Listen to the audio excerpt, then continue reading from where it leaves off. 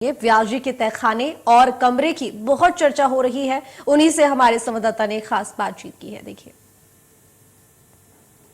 ज्ञानवापी मामले में जिन व्यास जी के तहखाने और कमरे की बहुत चर्चा है, उनके परिवार के साथ मैं मौजूद हूं। उनका पूरा नाम सोमनाथ व्यास था और उनके परिवार का दावा है कि पिछली 15 पीढ़ियों से उन्हीं का परिवार जो ओरिजिनल जहां पर विद्यमान है काशी विश्वनाथ जी, वो उनके महंत रहे हैं। मेरे साथ में है शैलेंद्र कुमार पाठक जी।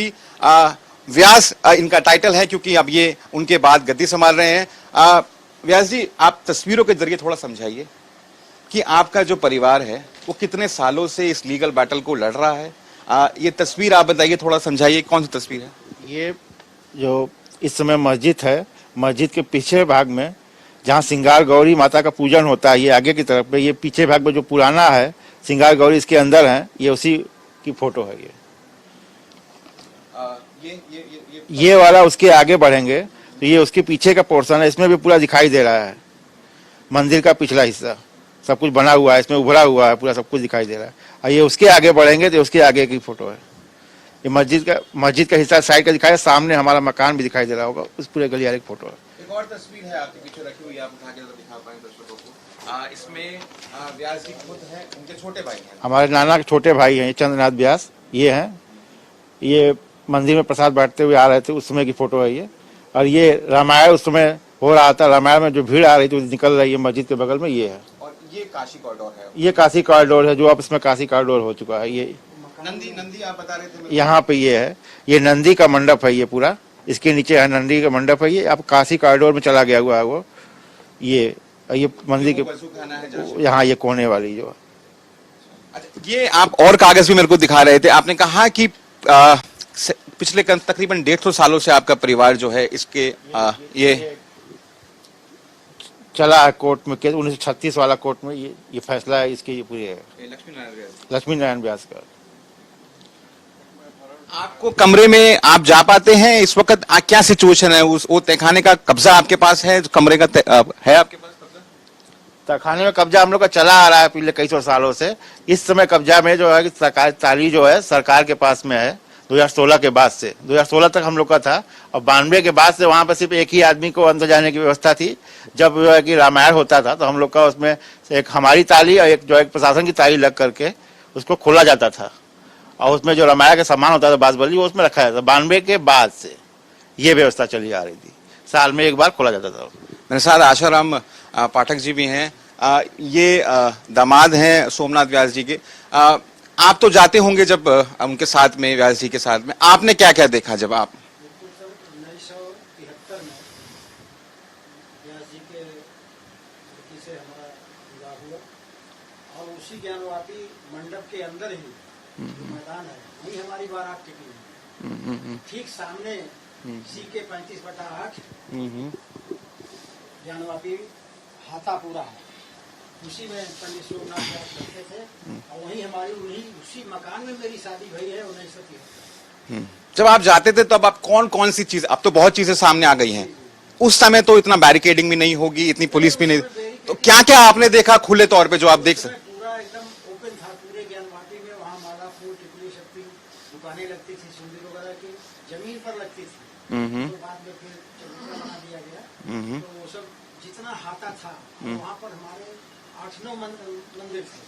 हनुमान जी का मंदिर जस्ट एकदम पूरब साइड में, आपके मस्जिद जो है उसी के पूरब साइड में हनुमान जी और पीपल का पेड़ था, और वहीं पर पहले हमारे फादर इन लॉ बताते थे पंडित सोमनाथ व्यास कि हमारा मुकदमा 1880 में हमारे पूर्वज लक्ष्मी नारायण व्यास ने लड़ करके पूरब जो मस्जिद का पहले गेट था उसको उत्तर साइड में कराया। ऐसा क्यों किया गया?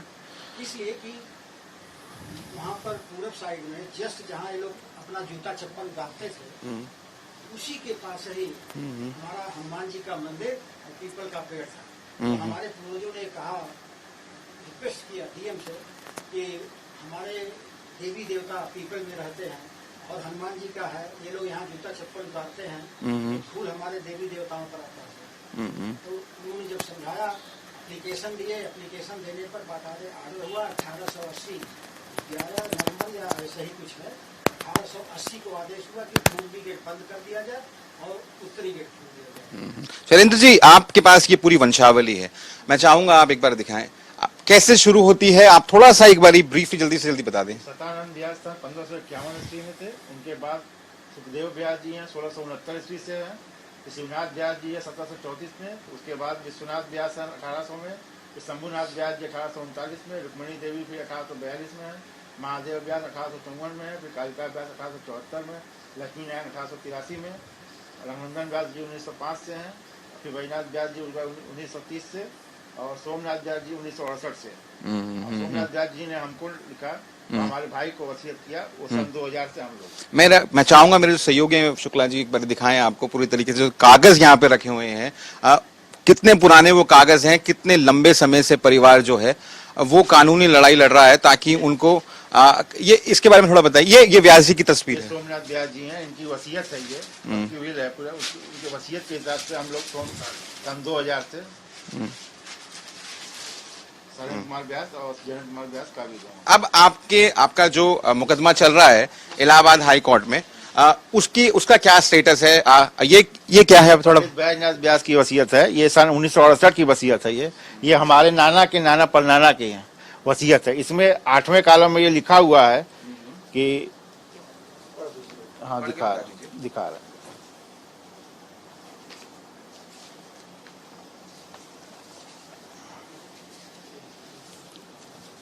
ये देखिए, ये लिखा है, मीर मुकीर के बाद मीर मुकीर चारों नाती ज्ञानवापी मस्जिद के नीचे दक्षिणी वाले तहखाने के मालिक और काबिज होंगे, जिसका दरवाजा की नंदिकेश्वर के ठीक सामने पड़ता है, जैसा कि मालिक काबिज दखिल मीर मुकीर है।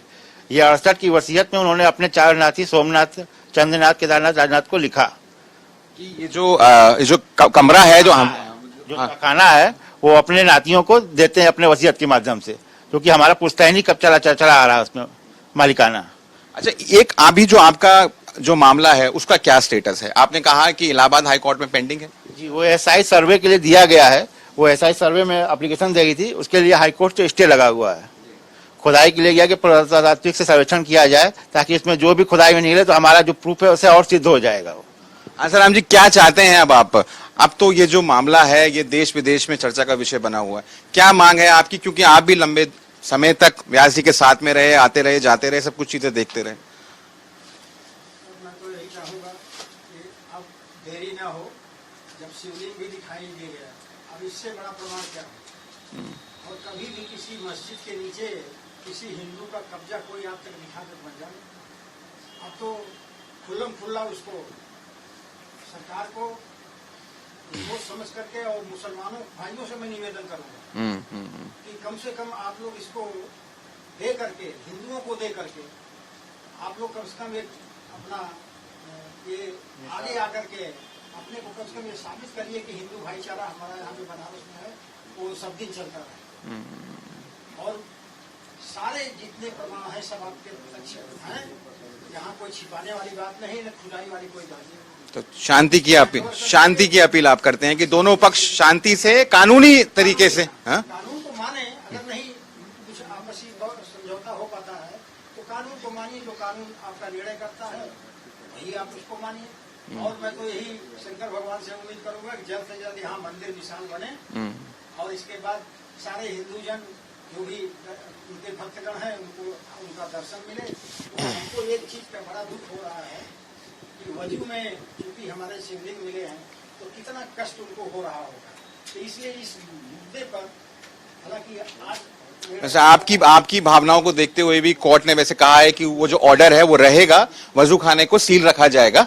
मैं आपसे एक आखिरी में एक सवाल लेना चाहूंगा पाठक जी। जो पूरा का पूरा मसला चल रहा है अब तो वो सब लोगों के सामने, बहुत सारे साक्ष्य भी आ चुके हैं। आपको कभी याद हो जब आप वहां पर गए हो मंदिर के अंदर, मस्जिद परिसर में, तो आपकी कोई मेमोरी जिसमें आपको लगा हो कि हाँ ये जो वजू खाना है यहाँ पर कोई ऐसी चीज है जो पवित्र है? हम लोग जब भी गए हैं उसमें तो बचपन में गए हुए थे, वहाँ पर मछलियों को चारा खिलाने के लिए हम लोग जाते थे। जब बड़े हो गए उसमें जाने को अलाउ नहीं था हम लोग को, जब बड़े हो गए तो उसमें नहीं जाने दिया जाता था। लेकिन बचपन में जो कि बच्चों को कोई वो छूट है, तो हम लोग जाते थे, आते थे मछलियों को चारा खिलाने के लिए। तो हम लोग को देखा जाता था कि वहाँ पे कुछ है ऐसा आकृति, मगर हम लोग को उसमें सामने कभी पानी निकाला नहीं गया, उसमें पानी आपके सामने कभी नहीं? नहीं निकाला गया और न किसी हिंदू के सामने वो निकालेंगे जानबूझ के। अब तो इसमें ऐसा आर्डर था इसलिए निकाला गया, तब वो सामने आया। और ऐसा जैसे दावा किया जा रहा है कि फुहारा चलता है, वो चलता हुए भी आप दोनों ने कुछ नहीं, हमने कभी आज तक देखा नहीं है उसको ऐसा चलता हुआ कभी। हम लोग तो रह ही रहे वहाँ पे कभी, तो ऐसा कभी कुछ देखा नहीं गया उसको। ये थे नाती हैं सोमनाथ व्यास जी के, साफ तौर पर कहते हुए कि क्योंकि बहुत सारे साक्ष्य मिल गए हैं कि वो जो परिसर है वो इतिहास में कभी ना कभी एक हिंदू स्ट्रक्चर रहा होगा। खुद का इनका मुकदमा भी चल रहा है, तमाम इन्होंने सबूत दिखाए, कागज दिखाए कि किस तरीके से परिवार का कब्जा रहा है उस परिसर में, और जाहिर एक शांति की भी अपील भी करी। बनारस से मैं राहुल गौतम।